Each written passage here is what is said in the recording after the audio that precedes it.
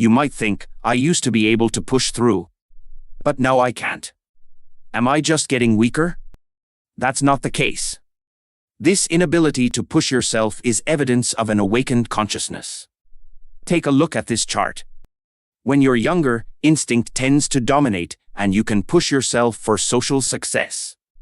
However, as your self-awareness and conscious mind develop, what we can call growth on a soul level, spiritual level, or consciousness level, it becomes harder to push yourself. So instead of blaming yourself for not being able to push through anymore, recognize this as a milestone in your personal growth. Celebrate it. And here's the good news, this is backed by science. Because of this shift, it's necessary to reevaluate how we live our lives. The strategy of achieving results through sheer effort no longer works for those who have grown internally. Not everyone experiences this kind of inner growth, which is why this concept isn't widely understood. Hello, I'm Japanese Urban Sage. In today's talk, you'll learn to understand what's been happening in your life. And more importantly, how to live as an awakened individual. It might seem mysterious, but you'll likely find yourself thinking, that makes sense, as your instincts and feelings get put into words. This realization will guide you forward without confusion. I hope you enjoy this fascinating journey. Let's begin with the basics. What does it mean to push yourself? What does it mean to push yourself? To push yourself means enduring unpleasant things to achieve a result. For example, in school, if you studied for 2 hours, you'd be praised for working hard, right? Why? Because you were doing something unpleasant, studying, to achieve a good result on a test. Now consider this, if you played video games for 2 hours, no one would praise you for working hard, would they? See the difference? Push yourself essentially means enduring discomfort to achieve a result. The strategy of endurance, push yourself to succeed. If you're someone who has always been a hard worker, you likely built your life around the strategy of enduring discomfort to achieve success. Think about your life. Studying? You pushed yourself. Sports? You pushed yourself. Work? Again, you endured. Have you spent your life following this strategy? People tend to stick to strategies that worked in the past. If you were praised for working hard as a student or enduring tough jobs as an adult, you might still cling to the belief that working hard is the way to succeed. But here's the thing, many people feel stuck because they don't know another way to live. This is why you might think, I want to push myself, but I can't, or I should be working harder. The science behind motivation, why you could push yourself before, but not anymore. The strategy of enduring discomfort for results works under specific conditions. You want the result badly enough to endure the discomfort. You are driven by strong instinctual desires, such as social approval or recognition. Science tells us that the prefrontal cortex, the part of the brain responsible for controlling instincts, continues developing until around age 25. Before then, instincts dominate your behavior. Desires like being recognized or not wanting to lose drive you to push yourself. It's like a biological necessity to win in life. Why it becomes harder to push yourself as you grow. As your prefrontal cortex fully develops, your instincts weaken and self-awareness grows. Inner growth shifts your priorities. You begin to realize that external achievements or social recognition aren't truly what you want. These desires were driven by your instincts, not your conscious self. The more self-aware you become, the less you're able to endure discomfort for the sake of external validation. This is why people in their 40s or 50s sometimes leave high-paying jobs to pursue a simpler life. They no longer feel the need to prove themselves to others. The shift in desires, from instincts to self-actualization. As your inner growth continues, your focus shifts from what do others think of me to what do I truly want for myself. Psychologist Abraham Maslow's hierarchy of needs illustrates this well. At first, you're driven by basic desires, like recognition. But as you grow, self-actualization and even self-transcendence become your priorities. It's not laziness, it's growth. So if you feel like you can't push yourself the way you used to, remember. It's not laziness. It's not a sign of weakness. It's a natural part of your inner growth. Instead of blaming yourself, celebrate it. How to embrace the no-push lifestyle. For those with awakened consciousness. The old strategy of pushing yourself for external validation no longer works. Instead, you shift toward doing what you find meaningful, pursuing what excites or fulfills you, living a life you won't regret on your deathbed. Remember, life is about balance. While practical concerns like finances still matter, finding the middle ground between maintaining stability and pursuing your true desires is key. This shift might feel challenging, but it's also liberating. You're evolving into a life that's truly your own. Running away or growing spiritually. Taking responsibility versus blaming others. Today's topic, the no-push lifestyle, comes with an important caveat. It's not the same as having a habit of running away from challenges. If you're simply trying to justify avoiding unpleasant things or seeking out this kind of advice to validate an escape-oriented mindset, then you're on the wrong track. This discussion is about individuals who have experienced inner growth and spiritual awakening. Here's an easy way to differentiate. Do you take full responsibility for your life? For instance, let's say you dislike your current job.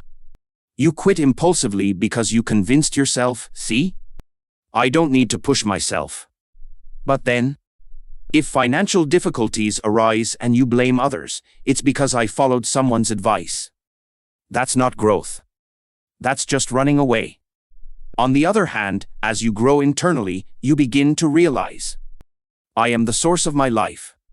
My life reflects my own choices. If I change myself, I can change my life. This shift allows you to take full responsibility for your experiences. You stop blaming others and instead embrace your role in shaping your reality. So, how can you tell whether your inability to push yourself comes from growth or avoidance? Ask yourself, do you blame others? Or do you accept responsibility for your life? If you've fully embraced responsibility and find yourself unable to push through challenges, that's likely a natural result of inner growth. In this case, it's time to accept the changes and align your life with this new understanding. A personal story, failing to study for teaching exams. I graduated from an education program and even earned a teaching license. After a year of teaching, I quit. But later, I thought, if I pass the teacher certification exam and become a public servant, I can turn my life around and become a winner. So, I enrolled in a specialized school for public servants. But I couldn't do it. As a teenager, I could push through studying for 5 subjects, even if I didn't see much meaning in it. But now, I couldn't find the same motivation. This isn't to criticize school subjects or the teaching profession. It's just that, for me, studying those subjects didn't hold any meaning or purpose. Sure, I could have endured it, passed the exams, and become a teacher. Maybe I'd even get praise like, wow, a government employee. That's amazing. Maybe I'd get more attention and admiration. But I realized something. That desire for recognition? It was just my instincts talking. When instincts dominated my teenage years, I could push myself, even without meaning, just to achieve social success. But now, my conscious mind wouldn't let me. So, I quit the public servant school after one day. From traditional success to personal fulfillment. Instead of studying for the exams, I spent hours devouring books on yoga, spirituality, and ancient Chinese practices. These were topics I found genuinely fascinating. But this behavior wasn't without criticism. People around me said, be normal. Stop running away from hard work. Just push through and succeed. Yet, I couldn't. I was no longer motivated by the idea of becoming a winner in society's eyes. Years later, those interests led me to create the Japanese Urban Sage blog in 2010. Now, more than 15 years later, I'm still here, sharing these messages in Japanese. And I'm deeply grateful. What is the no-push lifestyle? Even now, as I create these videos, I'm not doing it because I feel forced to. I do it because I enjoy it. When people hear that, they often think, wow, you're doing what you love. That's amazing. But here's the reality. Not being able to push yourself solely for social success has its downsides. For example, Japanese urban sage might sound strange or even suspicious to some people. What kind of job is that? Is it even a real career?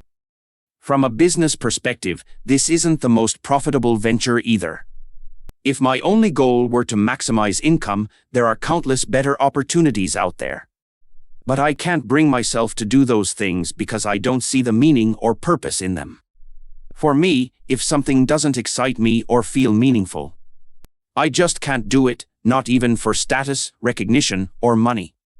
The role of initial settings in our lives. Here's something fascinating. Our lives operate on the law of cause and effect.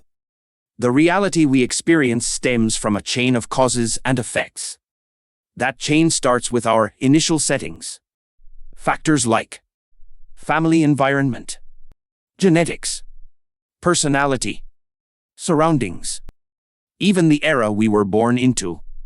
These initial settings determine, to some extent, the trajectory of our lives. This is why, no matter how hard I try, I'll never become someone like Shohei Ohtani. Why? Because my initial settings are entirely different from his. Stop comparing yourself to others. When you compare yourself to others, you overlook one crucial truth: your initial settings are unique. Comparing yourself to others is meaningless because your starting points and life paths are different. Instead of comparing, focus on accepting yourself. Enjoy your life as it unfolds, based on your own unique path. If you're someone who can't push yourself due to inner growth, accept that. Find joy in your life as it is. Closing thoughts. In future videos, I'll delve deeper into the concept of initial settings and the chain of cause and effect. When you fully understand this, you'll stop comparing yourself to others entirely. You'll find it much easier to accept yourself as you are and cultivate inner peace. Don't forget to subscribe to the channel so you don't miss it. In conclusion, if you can no longer push yourself, don't blame yourself. Celebrate it as a sign of inner growth. Find a balance between maintaining your practical life and pursuing a life you truly enjoy. Thank you for watching until the end. I deeply appreciate it.